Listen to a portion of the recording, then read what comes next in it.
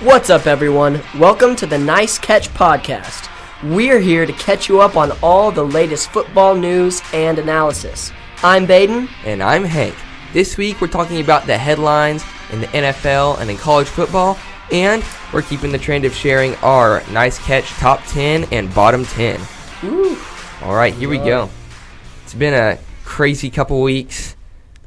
Yeah. I would not have guessed that the NFL standings have played out the way that they have so far. No, not at all. Let's There's been some craziness. Let's start it off strong and talk about just the layout of how this is looking right now. Cowboys and 49ers both have losing records. Yep.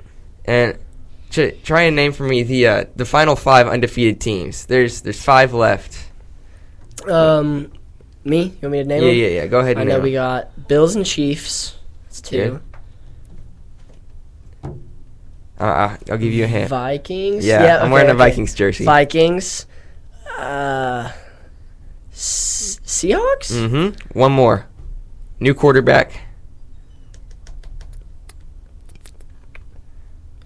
Vikings, Seahawks, Bills, Chiefs. AFC North. Their quarterback just came from the Bears. Steelers. Which is crazy. I did not see that coming. See, I could see the Chiefs. I could see the Bills. I've been behind the Seahawks for a while. But Vikings and Steelers going 3-0. I mean, I guess the Steelers have a good defense. But the Vikings I saw as like middle of the pack, maybe getting that 7th seed. And here they are, 3-0, beating the Texans. Especially with the quarterback situation, too. Mm-hmm. J.J. McCarthy being injured, you would not expect what we've seen from them. Definitely Sam didn't expect Darnold. that. So, if you look at likelihood of these teams to make the playoffs, in the past, of the teams that have started out 3-0, 75% of them have made the playoffs. So it's likely that 3 or 4 of these teams will make the playoffs. So one of these likely won't, just based on statistics. Mm-hmm. But if we're talking about the opposite end, there's 3 0-3 teams, and history says they have a 3% chance to make the playoffs. These are Jaguars. Didn't expect them to be this bad. No. Titans. That's one of my hot takes that I'm already off the train with. Already suffering. And the Cincinnati Bengals. Yeah. That one I did not expect. I mean, their start to the season has always been slow. I mean, always. Last 3 years has been slow. Last year, we had the Joe Burrow injury, so they didn't ever really pick it back up that much. So hopefully this year they can pick it up, but it's looking rough. Not the good thing. Still, they're 0-3, however you put it. But it's been close games, not all. But yeah. I mean, the Chiefs game, the Commanders game, it's not like they're getting blown out of the water. They're losing, but they're it's a good game. They're not getting humiliated too much. Not getting humiliated. The thing is, though, the past 3 weeks, all of the biggest underdogs have won, or each of the biggest underdogs, and 2 of those were against the Bengals. Ooh, I did not know So that. the Bengals have been stat. on week 1 and week 3, I believe. The Bengals were on the opposite side of the biggest upset. And so it's a tough start for their season. Mm-hmm. I think mean, morale, that feeling that only hinders the rest of your season. Unless you can get over it, you can kind of turn it into a chip on your shoulder kind of deal. But it's definitely going to haunt them for a little bit. Definitely. Looking at divisional standings, most of these aren't too crazy. Didn't expect the NFC North to be the best division in football right now.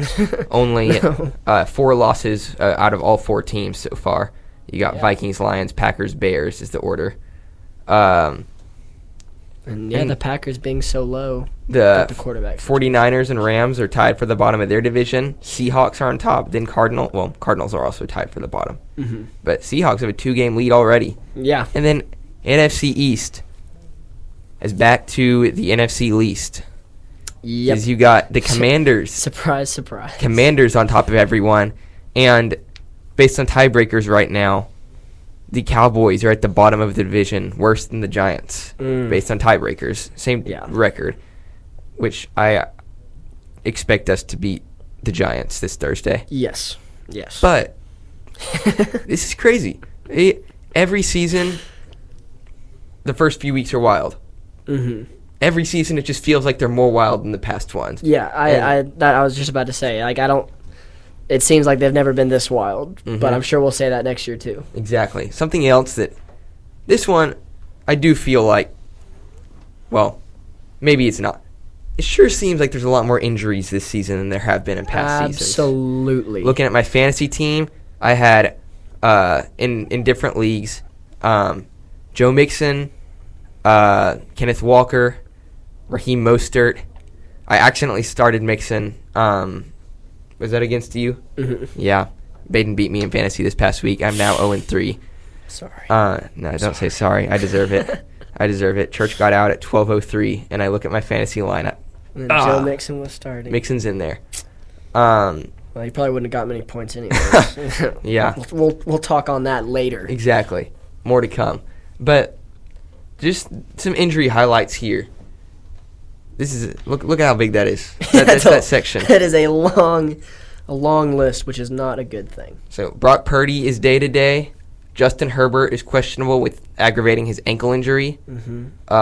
Not as many running back injuries, which is funny because I feel like in past seasons we've seen more. All running backs. Of course, it is beginning of the season, so we'll see more as it continues to go on. But Jalen Warren is and Austin Eckler are both questionable.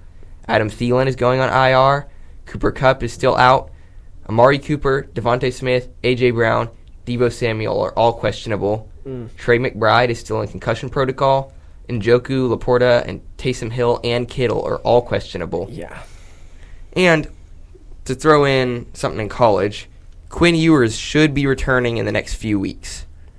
So Arch has done a great job filling in so far. I haven't researched enough into the Texas football controversy to know what in my opinion is of who should be starting. Yeah. But Quinn Ewers has the college experience now. He's excellent. And if he continues to play, I think it gives Arch a better future actually if Quinn Ewers plays the way he has continued to and earns his first round draft choice. Yeah. A lot of places right now are putting him number 1 overall to the Panthers. Hey. Well, I don't know if Quinn would even say yes to that. Yeah. Might pull an Eli Manning there. Yeah. But that's injuries. There's a lot.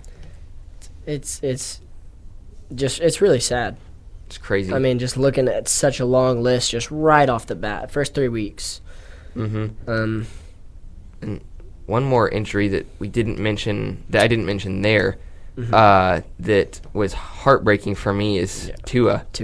Because on the shallow side, I had him in both my fantasy leagues. I was really looking forward to this season because he's throwing to Tyreek Hill and Jalen Waddle. Exactly. And that's going to boost anyone's stats. And I thought that he was, not an injury risk this season. Yeah. Because it was 2 seasons ago he had 2, concussions according to the NFL. It probably was more like 3. But last season, he was fine. He played a great season, was in MVP talks for some of the weeks. But just seeing him go down a couple weeks ago, I know there's been a lot of talk about this, but it makes me question the future of his career, which is really sad because I loved watching him play, loved him as a person too. Yeah, very good leader of his team. Always in interviews, always seems very, very respectful, very just like a solid guy. Absolutely. And yeah, and I'm glad they put him on IR. Just gives him more time to wait it out. But if I'm Tua, you already have enough. It hurts so much to say, but I think it's time for him. Because we've seen players like Luke Kuechly. He was for concussions, and then Andrew Luck. Part of it was for injury. We've seen players do this. Even Barry Sanders just didn't have a love of the game anymore. Yeah. And these players, their legacy still lives on, even though they leave early. Leighton Vander Esch, just this past season retiring because of injuries.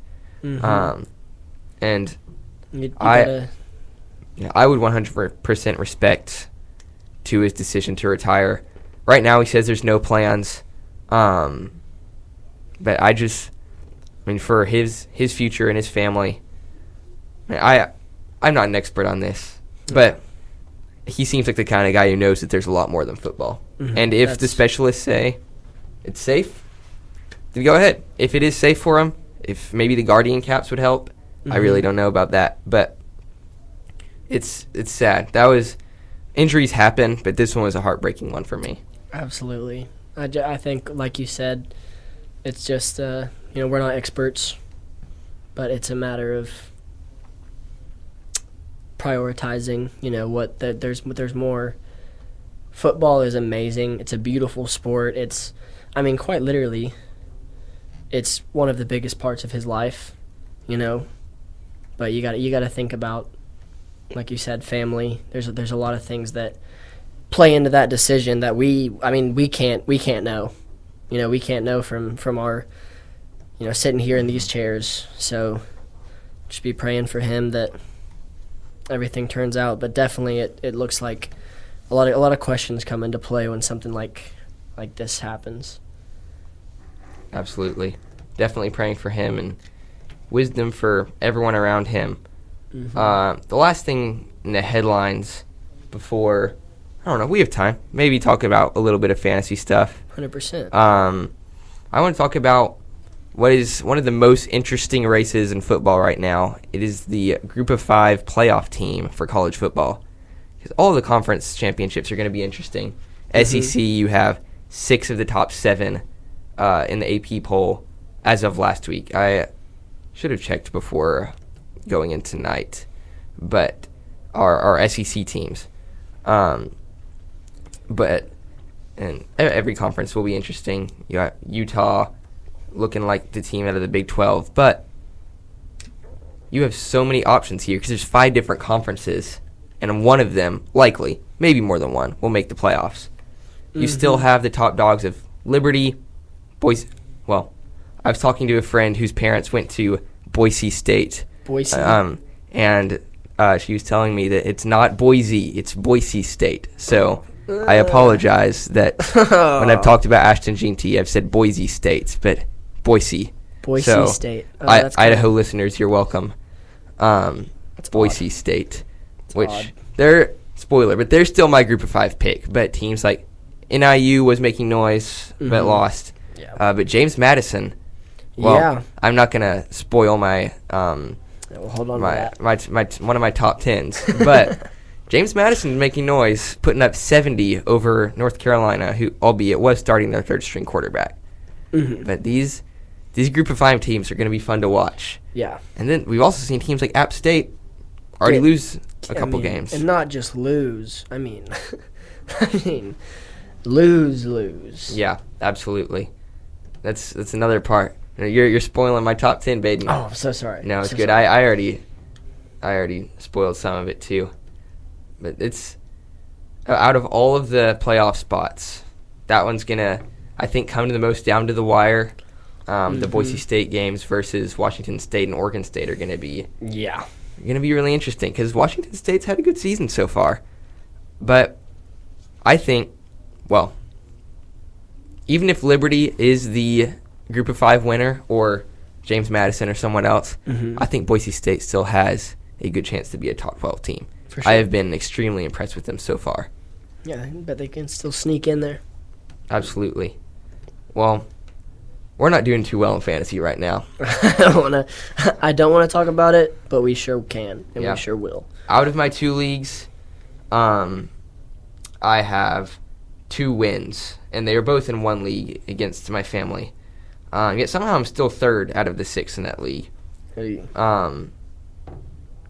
Half of my family is 2-1, and the other half is 1-2.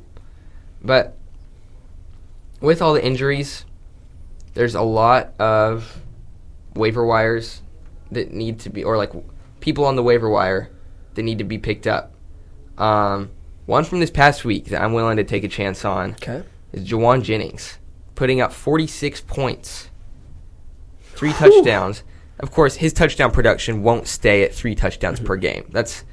He's going to go down, but Brock Purdy is proving that he is a good quarterback even without all the stars around him. And Jawan Jennings is the star in that offense right now. He's ranked 4th overall. Exactly. 4th or 5th for all wide receivers, which that's a name you just didn't really hear. I mean, we knew about him, but you got Brandon Ayuk, you got George Kittle, you got Deebo Samuel, you got Christian McCaffrey. But now you don't really have George Kittle, don't have Deebo Samuel, don't have Christian McCaffrey. Ayuk is playing like people usually play when they get their big contract. Yeah, exactly.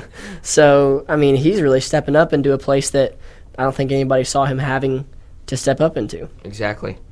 Another wide receiver that I wrote off before this season, but who is looking like Justin Herbert's number 1, maybe, is Quentin Johnston. Yeah. He was a star at TCU when they made their playoff run. But he's been slightly touchdown dependent, hasn't gotten as many targets as some of the top wide receivers get, but he's been scoring touchdowns. He's had good production. And so I'm willing to take a chance on Quentin Johnston, especially if your league is deeper. Oh yeah. Yeah, I actually think that I just saw Quentin Johnston, not hate, but just people questioning the receiving core that Justin Herbert was going to have. And he stepped up into that position. A lot of people have had to step up a lot of times because of injury, because of teams just not playing out how we thought it was going to go. A lot of people that weren't thought to be just the number 1 targets, at least, weren't thought to be the big name players, are having to step up into positions that didn't have to previously. Absolutely. Which is good. You want to hear those new names. Not new names, but you want to see these other guys stepping up. Yeah. Making big plays. That's part of what makes a dynasty fantasy league so appealing to me. At some point, I need to start a dynasty fantasy league. But because you see those guys coming out of college, maybe you'd put Puka Nacua on your taxi squad, which is like, some of the rookies in your team that you're waiting to see if they'll work out. Yeah. And then he works out, and everyone's like, no way, you knew. Like, yeah, I did. Yeah, oh yeah. But one of the positions that hasn't had as many injuries as wide receivers, but is a pivotal position, especially in super flex leagues, the quarterback position. Pick up Sam Darnold if he's still available. I know he's probably taken in most leagues. I'm wearing an old Vikings Stephon Diggs jersey now, and it doubles as a Sam Darnold jersey. 14. But number 4 overall in all quarterbacks, and he helped me win. Wait, did he help me win? No, I still started Anthony Richardson in the league that I won somehow. But he could have helped you win. He could have helped me win if I didn't start Joe Mixon. Oh, yeah. Well, yeah. So pick up Sam Darnold if he's available. And then someone else. I mean, I'm willing to take a big chance on Andy Dalton, depending on how deep your league is. Because he put up a lot of stats, and I doubt that the Panthers will come anywhere near to making the playoffs. But he proved that the Panthers' offense isn't a dumpster fire. Well, it's not as big of a dumpster fire as people were assuming. It's a smoldering dumpster. A smoldering dumpster. He put out the fire. He put out the fire for a bit at least. For a brief moment. So, Andy Dalton, I'm willing to take a chance on him. I went to the same middle school as Andy Dalton for a year. Right. Yeah. So I'm basically best friends with him. Exactly. Yeah. And Patrick Mahomes is from our hometown. I know everybody. I have connections. Yeah. And then for running backs, which is where a good bit of injuries have come from, with Kenneth Walker out, Charbonnet has proven himself to be a valuable player. And I'm willing to take a chance on him. Yeah, clearly it's working for the Seahawks. Absolutely. Undefeated. Yeah, crazy. Didn't expect that. Well, we already touched on that. It doesn't completely surprise me, but didn't expect it. Geno Smith and Sam Darnold, former Jets QBs, taking over the league. Oh, yeah. Another back who has had success in the past, but I also wrote off his team, is Devin Singletary. And I'm especially willing to start him this week if you need a running back for a week, because he is playing the Dallas Cowboys, who have had a terrible run defense all of last season, and it's supposed to be better this season. It's really not. No, not really working out. There's a lot of problems there. I don't know what's wrong with the Cowboys, but a lot. A lot is wrong with the Cowboys. A lot. Yeah. While we're talking about fantasy and running backs, I'm here to eat my words. Travis Etienne has not been a top. What do we do? Did we do our top five overall? Not anywhere close. So he hasn't been playing. I mean, he's averaging in this league at least 13 points, which is fine for a running back. But the entire Jaguars team. Yeah, when you're 3, which we already touched on. Well, so I'll eat those words. I think if you eat those words, then Tyjae Spears. I'm sorry for everyone who drafted Tyjae Spears. I have. Not only was I wrong, the biggest Tyjae Spears backer over the past few months, have already dropped Tyjae Spears for Justice Hill. That's how desperate I am in running backs. And I do think the Titans will pick it up a little bit. They're not going to go 0-17 this season. Yeah. But I thought he would be the lead back. I thought Pollard would be more of a change of pace, and that Tyjae Spears would start to have a, not totally Derrick Henry role, of course, but more of a Derrick Henry role. No. So I'm sorry. I led y'all astray there. If anybody just really signed Tyjae Spears because of Hank, you take it up with him now. Well, I have George Pickens in one of my leagues, and he's not doing anything crazy, but he's all right. Yeah. 13. Well, really, he's been good. It was just the Denver game. He had 13 points and then 4 and then 10. So it's not like he's consistently getting 5 points. Yeah.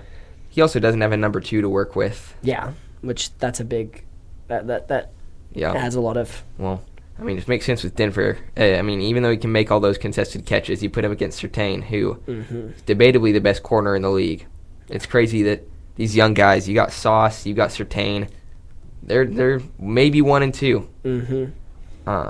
Speaking of, I'll just say, speaking of defensive backs, this is a little off topic. Hey, we love it. But, I don't know if you saw, somebody recently got suspended. Can we guess who? For ignoring player safety rules. Any guesses? Defensive back. Well, I know Derwin James did. There it is. Derwin James.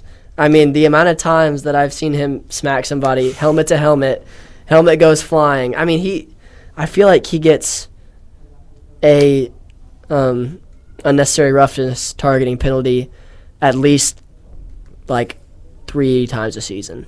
3 or 4 times a season. Yeah. It's funny that a lot of people complain. There are some questionable things about ref biases against the Chiefs, but the refs made the Falcons lose 4 yards on 4th and 1. Or the non-PI call on Kyle Pitts was questionable. Definitely. Very questionable. It was a bad call. But the PI call against the Bengals, that was 100%. That was pass interference. Of course, my first thought, watching the game, was, "Are you kidding me?" And then they played the replay, and I was like, "Okay, y'all did that too." That's pass interference. And of course they suspend Derwin James before. Totally 100%. It's fair. That was my point. That was my whole point. Is surprise, Derwin James got suspended because it's just a constant thing. It's not funny because he's obviously putting player safety at risk, but also it's like, dude, just don't lead with your head. Exactly. Just learn how to tackle in the way that you're supposed to tackle, like a normal football player. No, it's really funny to me because I feel like he gets not suspended, but he gets ejected from a game at least twice a season. Least twice a season. Love it. One of the most injury-prone tight. I just spoiled it there. Injury-prone and unexpectedly. Well, I don't know what I was going to try to say word-wise, but the tight ends that have been good are not who we expected. And the tight ends that have been bad are people who were drafted very high. Yeah. So some tight ends that are likely available in your league. Well, likely is probably not available anymore after his amazing week 1. He's fallen off some since then. You like that? Sorry, continue. Mike Gesicki, who is a very athletic tight end, and partially because of that didn't fit in the Dolphins' offense, because what the Dolphins needed in a tight end isn't necessarily a Mike Gesicki, because they have Tyreek Hill and Jalen Waddle and Odell, who's on IR right now. But that's not who they needed. But the Bengals, who are more at a lack for wide receiver right now, obviously they have Jamar. Yossi Voss is playing his part really well. But Mike Gesicki is a better tight end for that system. And he's number 6 overall right now. And so I did not know that. He's a good waiver wire pickup. A tight end that I said I was going to draft because of how I cooked my brother in Baden with him is Hunter Henry. I did not draft him, but he's number 8 overall right now. I just picked him up on the waiver wire. Nice. Because as somebody who in one of my leagues drafted Evan Ingram and Sam Laporta, the tight end space was wanting. So I picked up Hunter Henry. And Zach Ertz. A lot of people were saying that Zach Ertz wouldn't even start for the Commanders' tight end room. But not only is he starting, he's number 9.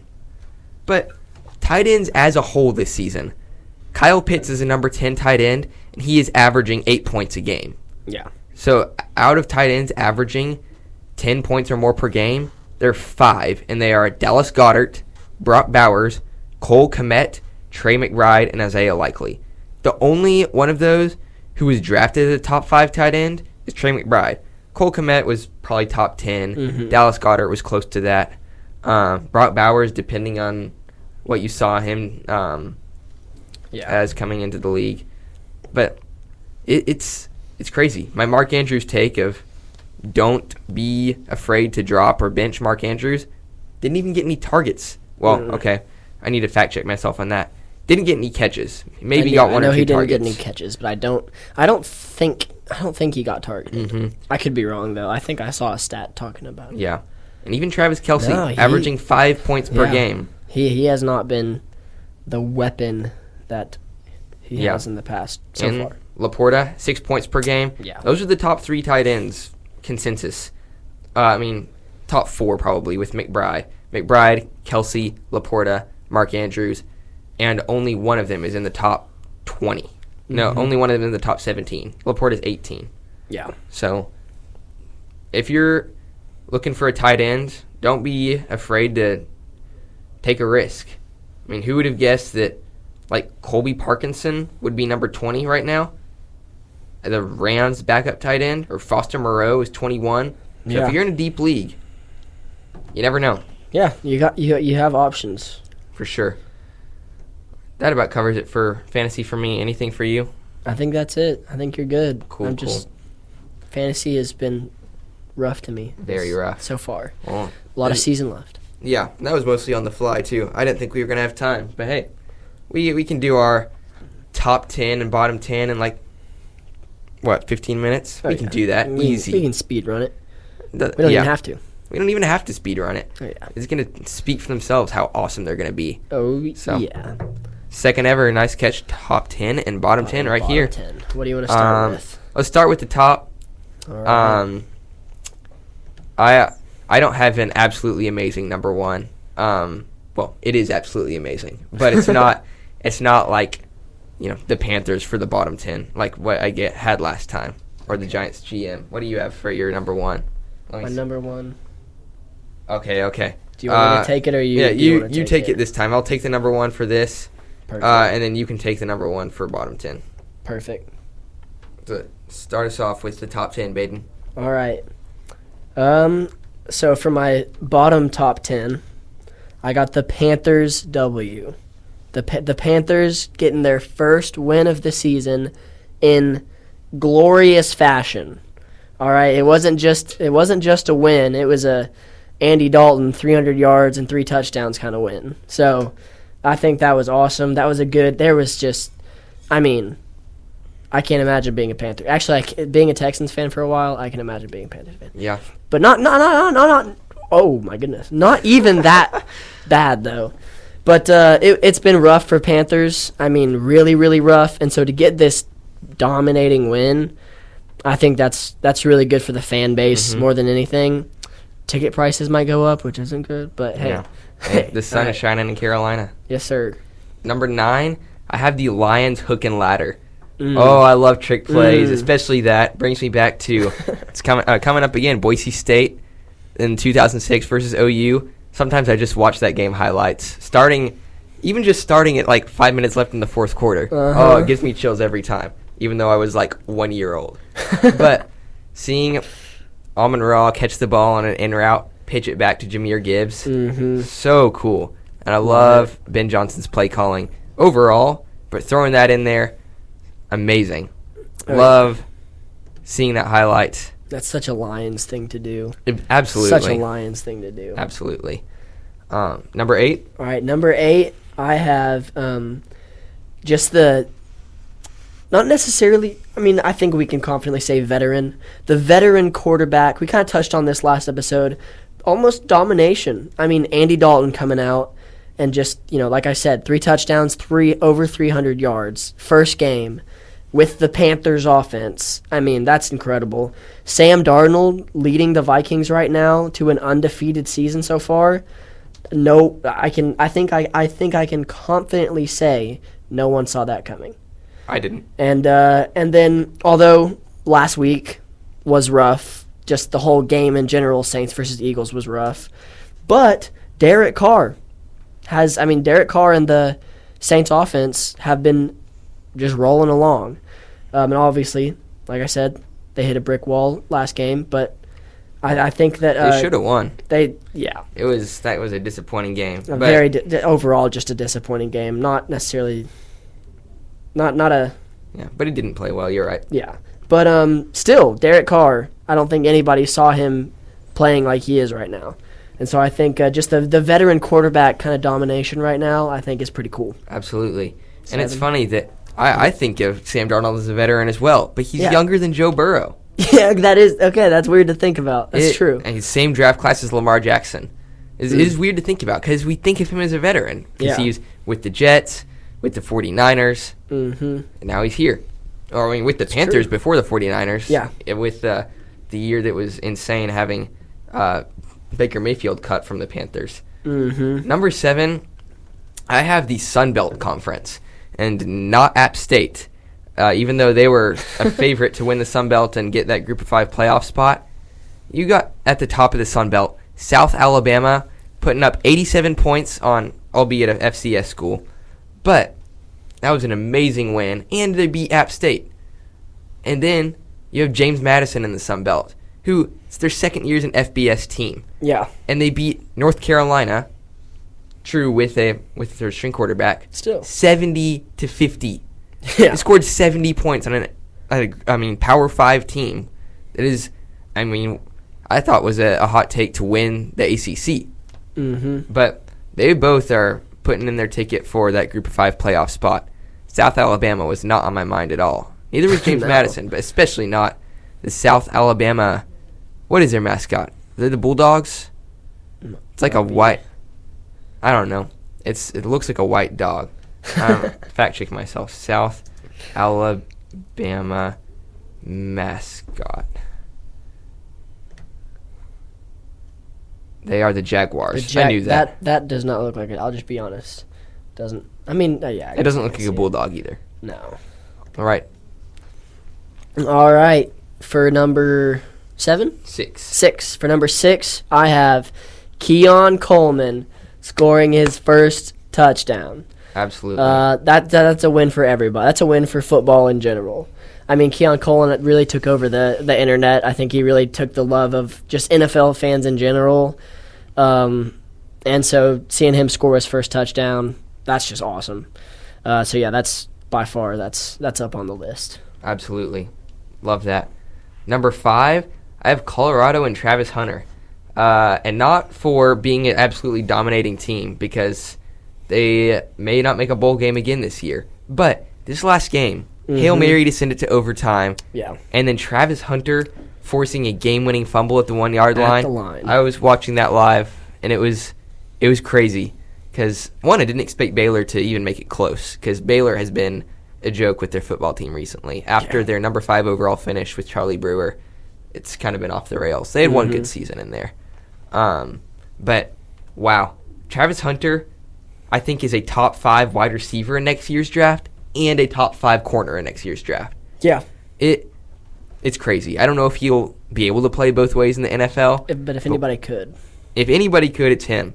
He is the new Deion Sanders. Yeah. Yeah. He's amazing. For 4, I have Jaden Daniels and the Commanders win. I spoke really highly of Jaden Daniels in our pre-draft episode. I think I put him at number 1, how I wanted it to go, above Caleb Williams, and he's been playing well, but up until last game, we didn't necessarily see that spark that I think I thought before the draft, and so it was amazing seeing him play the way he did, lead the Commanders to a big win, a close win, and I mean his throws, his arm was there, he was on fire, and so that's definitely that's a good step for the Commanders, and definitely for Jaden Daniels having that big game, get some confidence under the belt. So I like that. I agree. I predicted Jaden Daniels would have a better rookie season than Caleb Williams, and so far that's been the case. But we'll see. 3 games in, Jaden Daniels is looking like a star. Oh yeah. Number 3, I have star backup quarterbacks, and Andy Dalton as one of them. He's been a good player in the past. I mean, I've seen a lot of people say he faced 2010 AFC defenses. Yeah. So these NFC South defenses in the 2020s aren't much for him. Yeah. But then Malik Willis, someone who I had very high respect for, albeit with very little research coming into that draft that is historically bad for quarterbacks so far. Yeah. He is leading the Packers, not like Jordan Love, quite, but to a very good beginning of his season. He's 2-0. Jordan Love's 0-1. So not that means anything, because Jordan Love is a better quarterback than Malik Willis right now. But Malik Willis could have a bright career ahead of him after all. Definitely. And I'm happy for him. I think a lot of people jumped off the train after, he played however many kind of subpar games with the Titans. Guilty. And but we even talked about last episode how the future doesn't look bright for the Packers if Malik Willis was just, we talked about that, and hey, he's proven us wrong. Very much so. So, definitely. For number 2, I'm going the Damar Hamlin interception. Love that for him. It's just a cool moment, just a full turnaround. It's been season. I guess this is the second season since that really scary moment. But just to have his first interception, to be playing football, and then to get an interception, I think you could really see the emotion behind everybody, definitely from him. And so I just think that was a really awesome, just full circle moment. Super, super cool, and just great for the sport, great for him. I just think that was awesome. 100%. I mean, if you had told me that Damar Hamlin would be playing football again, I might have been a little surprised the weeks after that. But the fact that he's their starting safety. And man, it's so happy. I mean, talking about how the future doesn't look bright for Tua, the future was pretty terrible for Damar Hamlin. It was awful, and now he is back, and not only back, he is intercepting generational talent Trevor Lawrence. And I mean, all jokes aside, seriously, this is such an amazing moment for the sport of football. So love that for, all football in general. The Damar Hamlin, amazing. Definitely. What you got for number 1? I didn't realize that was your number 1. I should have let that be number 1. But this is like me. This is like my bottom last time. Yeah. Here we go. But number 1 is the Pac-12. They're back. They need one more to Pac be back, an official conference. Oh, I love that. Jair Alexander is not like anyone else in the world. But this pack is back too. And with teams like Boise State it's everything state. But they're not going to be as much of a Power 5 conference as they were. Mm-hmm. But we get to see Pac-12 football again. There's just something about Pac-12 football. I don't know what it was, but it just had that like fire to it that no other conference had. Oh, yeah. And I'm so excited to see it, especially with teams who haven't been at the peak of football in the past. Mm-hmm. Starting to come back up. Coming back up. up. It's always nice to get some names in there because, there's just – it gets, good for them, good programs, but it gets repetitive. Just Alabama, Georgia, all those teams. Mm-hmm. And so to be throwing – Boise State, those kind of teams in there that don't necessarily always get their name in the playoffs, don't get their name on the headlines. It's pretty cool. Yeah, absolutely. Bottom 10, I'll start off this time, give you the number 1. Number 10 is Bryce Young, and I feel bad for him because he was a very good athlete in college, and him getting benched, I was like, this is maybe best for his future because not all rookies should be starting. And he says it's his second year, but him starting in the Panthers offense just wasn't a good situation. Yeah. But then Andy Dalton coming in and blowing out the Raiders, who just beat the Ravens. Mm-hmm. It shows that Bryce Young may have been part of the problem. Yeah. Of course, we can't make that conclusion yet, but Bryce Young, his play hasn't been good. He's won one game in his career, and the future's not looking bright for him. Yeah, definitely. I have for number 9, the Bucs loss. As somebody who has been hyping up the Buccaneers and Baker Mayfield, which I'm not off the train. So let me say that right now. I haven't hopped off the train. But for hyping them up so much and then just seeing such an epic failure of a game, just really being dominated. That was tough to watch. So that's definitely my number 9 is the Bucs just getting stomped on. For sure. Number 8, I have tight ends in general. Mm-hmm. We talked about this in fantasy. But, no tight ends very few tight ends are performing well, and none are anywhere close to where Travis Kelce was last season. Travis Kelce fantasy managers, I'm sorry. I stayed away from Travis Kelce because I knew the wheels would fall off at some point. Mm-hmm. The wheels aren't quite falling off yet, but seeing the state of 2024 NFL tight ends, not what I expected. No. And the tight end position is getting devalued overall in fantasy right now for a good reason because no one's playing like a Travis Kelce. So tight ends overall, that whole position in the NFL, number 8. Yep. Number 7. 8, yeah. Yeah. Number 7, kind of leading off the Bucs, Texans. Huge Texans fan. They also just got destroyed. And, Joe Mixon not starting, that run game goes down a little bit or a lot. So that's a big part of it. But, man, it was 3 minutes into the game. I look at my fantasy team, and C.J. Stroud has negative 2 points or something like that, negative half a point, whatever it was. And, they just started off bad, and they didn't really pick up. And that was rough to watch for everybody, but a Texans fan definitely did not like that. For sure. Next for me, I have losing to the Panthers or the Giants, because those were both in the bottom 10 for me last time. Yeah. And then they both got their first win. Uh-huh. Of course, the Browns are who the Giants beat. And the Raiders was a little more surprising for me, partially because the Panthers got the win. Yeah. But, how humiliating has that to be? You go to a game, and it's we're going to win because we're playing an awful team. Oh, wait, we lost. Yeah. That's just... So who's the awful team? Humiliating. Yeah. All Panthers and Giants fans have something to hold over the head of whatever fan bases those are for the next week until the Panthers and Giants lose again next week. Yeah, which inevitably will happen. It's going to happen. Well, the Giants are for sure, unless Devin Singletary turns into Alvin Kamara. Yeah. But whoever the Panthers are playing this week, I don't care who it is. They're, as long as it's not the Giants or maybe the Browns, it's happening. Oh yeah. For number 5. I don't know. 5. Yeah, number 5. No, wait, no. Yes. Yeah. 5. For number 5, I'm gonna go fantasy football as a whole for me, personally. Fair. Just the entire last, I guess, 2 weeks. I mean, I'm 0-3 in one league. I am 1-2 in the other one. 2 losses back to back. My last game, I scored 50 points. And then I'm 2-1 in the other league, in the league that I'm in with Hank. But still, they haven't necessarily been glorious wins.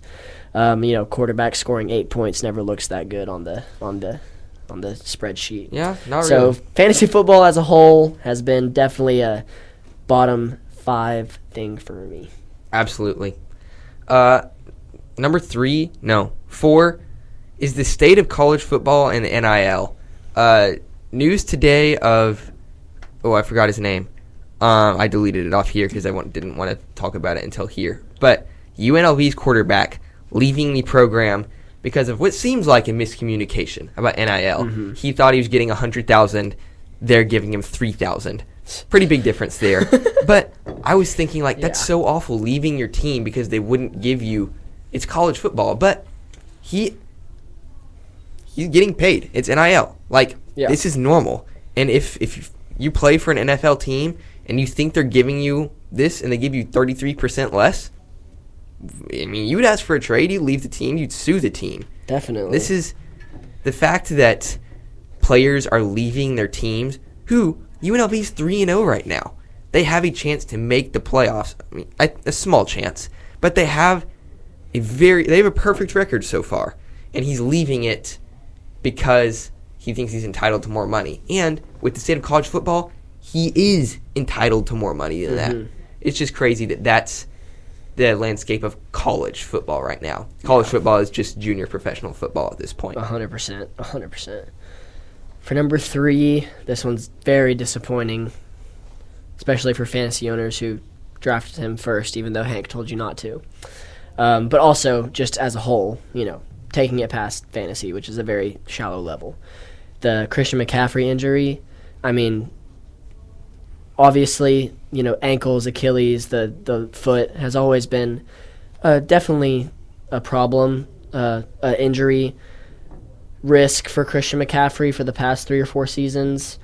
But, to hear news that he is going to see a specialist in Germany kind of ramps up how bad the injury might be that we kind of weren't let in on. To kind of hear nothing except, he's out right now because of his Achilles, and then to hear he's going to Germany to see a specialist. It's not just sore. It shows that there's something behind it, and that's just really for him, obviously. And, he is, and we're seeing kind of what it's doing to the 49ers offense. They're still executing, but not to the level that they could and should be. But, Christian McCaffrey, he's probably my favorite player in the NFL. Just this nagging injury to be seemingly a lot worse than we thought is just really sad. So that's definitely bottom 3. Absolutely. Not good for the league in general. Mm-hmm. And I will say I warned you. I didn't see the injury coming. You did. I didn't see the injury coming, but number 1 fantasy scores don't repeat. It just doesn't happen. It's true. I just didn't think it would be this bad. Yeah. Number 2 for me is Will Levis's heroics and memes, which are synonyms for one another right now. we should have let that be one. Every week, it's the new Will Levis meme. Yep. It's the new Will Levis play. And last year, and we saw it work out. We saw him throw a pick and then force a fumble. Mm-hmm. It was amazing. Love that. But he can't do it all on his own. He's not Patrick Mahomes. He doesn't have the offense in place, the system that Patrick Mahomes has. Yeah. He doesn't have the experience. He can't be that guy yet.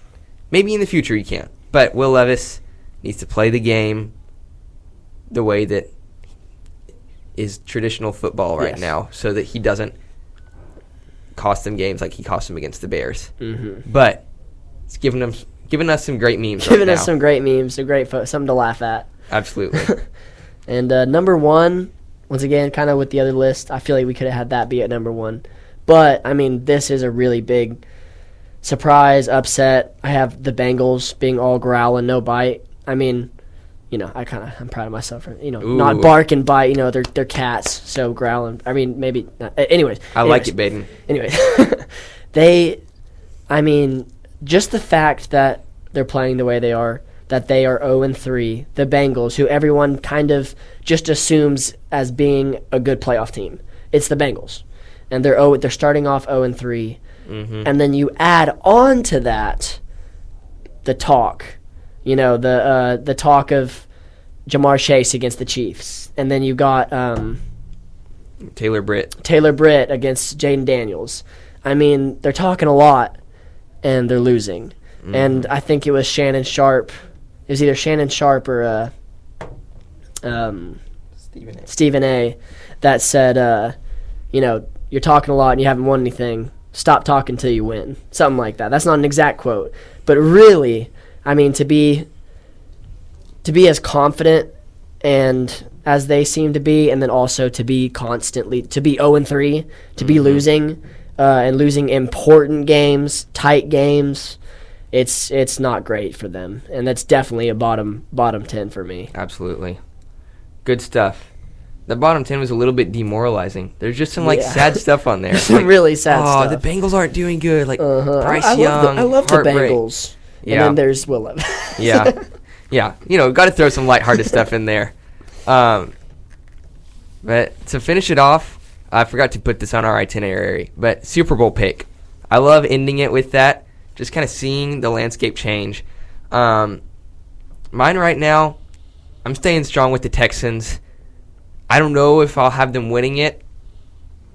Well, we'll say I have them on the losing side right now because they lost a big game last week. Mm-hmm. But I think that they have maybe the best team in the NFL right now.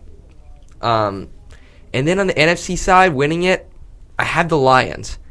Oof. Sure, they lost the game, but they are proving to be a team that is very hard to beat. The Packers were a close second for me here still because they're performing well even without Jordan Love. And so once Jordan Love comes and takes the reins back, I think they can only go up. So Lions over Texans is my Week 3 NFL Super Bowl pick right now. All right.